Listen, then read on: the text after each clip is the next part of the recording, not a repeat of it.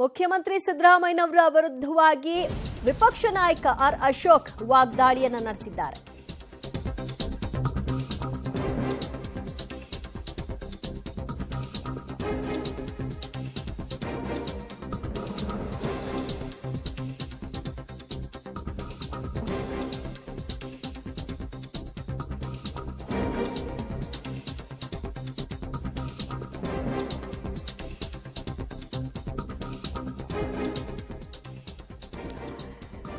ಕಾಂಗ್ರೆಸ್ ನಾಯಕರ ನಿಲುವು ಹೊರಹೊಮ್ಮಿದ ನಂತರದಲ್ಲಿ ಈಗ ಬಿಜೆಪಿ ನಾಯಕರು ಇದನ್ನೇ ಅಸ್ತ್ರವಾಗಿ ಪ್ರಯೋಗಿಸುವ ಮೂಲಕವಾಗಿ ಸಿಎಂ ಸಿದ್ದರಾಮಯ್ಯ ಅವರನ್ನ ಗುರಿಯಾಗಿಸಿಕೊಂಡು ಅಶೋಕ್ ಅವರು ಲೇವಡಿ ಮಾಡಿದ್ದಾರೆ. ಸಿದ್ದರಾಮಯ್ಯನವರು ಯಾಕೆ ಟೋಪಿ ಹಾಕೊಂಡು ಮಸೀದಿಗೆ ಹೋಗಬೇಕು, ಬಿರಿಯಾನಿ ತಿನ್ನಕ್ ಹೋಗ್ಬೇಕಾ, ನಿಮ್ಮ ಮನೇಲೆ ಕುತ್ಕೊಂಡು ಬಿರಿಯಾನಿ ತಿನ್ನಕ್ ಆಗಲ್ವಾ, ಅದಕ್ಕೋಸ್ಕರ ಅಲ್ಲಿಗೆ ಹೋಗ್ಬೇಕಾ, ಇದು ನಿಮ್ಮ ಸ್ಟ್ಯಾಂಡ್ ಏನು ಅನ್ನೋದನ್ನ ತೋರಿಸ್ತಾ ಇದೆ ಸಿದ್ದರಾಮಯ್ಯನವರೇ ಅಂತ ಅಶೋಕ್ ಅವರು ವಾಗ್ದಾಳಿಯನ್ನ ನಡೆಸಿದ್ದಾರೆ.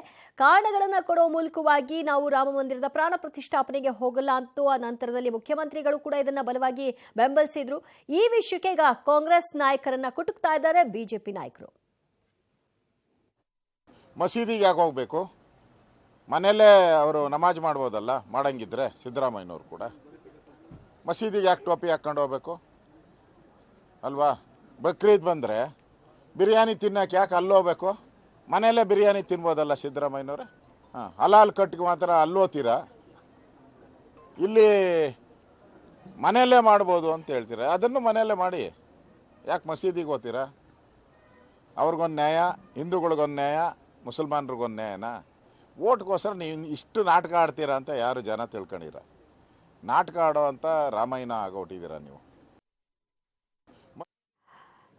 ಯಾಕೆ ರಾಮ ಮಂದಿರದ ವಿಚಾರದಲ್ಲಿ ಈ ರೀತಿಯ ನಿಲುವು? ಹಾಗಾದ್ರೆ ಮಸೀದಿಗೆ ಹೋಗ್ತಿರಲ್ವಾ, ಅಲ್ಲಿಗೆ ಯಾಕೆ ಹೋಗ್ತೀರಿ? ಅಲ್ಲಿ ಬಿರಿಯಾನಿ ತಿನ್ನಕ್ ಹೋಗ್ತೀರಾ? ಅದನ್ನ ನಿಮ್ಮ ಮನೇಲೆ ಕುತ್ಕೊಂಡು ತಿನ್ಬೋದಲ್ವಾ? ರಾಮನನ್ನ ಎಲ್ಲಿಯಾದ್ರೂ ಪೂಜೆ ಮಾಡಬಹುದು, ಮನಸ್ಸಿನಲ್ಲೂ ರಾಮ ಇದ್ದಾನೆ, ನಮ್ಮ ಊರುಗಳಲ್ಲಿ ರಾಮ ಇದ್ದಾನೆ, ಅಲ್ಲೇ ಪೂಜಿಸಿ ಅಂತ ಹೇಳ್ತಿರಲ್ಲ, ಹಾಗಾದ್ರೆ ಅದನ್ನೇ ಮಸೀದಿ ವಿಚಾರದಲ್ಲೂ ಮಾಡಿ ಅಂತ ಸವಾಲ್ ಹಾಕಿದ್ದಾರೆ.